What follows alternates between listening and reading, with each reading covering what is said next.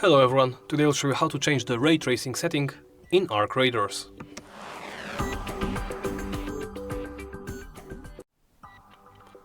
Let's begin by opening the settings menu. Press this button right here in the bottom right corner or press the back button. If you press the back button, make sure you go into settings. From there, go into the graphics section and scroll down. Look to the ray tracing section and the only setting there, for me it's NVIDIA RTX Global Illumination. I don't know if you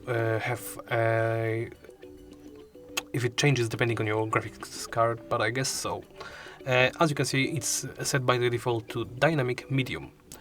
You can set it to low, static, dynamic epic, dynamic high, and go back to the dynamic medium. And that's about it. Thank you for watching, and please remember to like, comment and subscribe.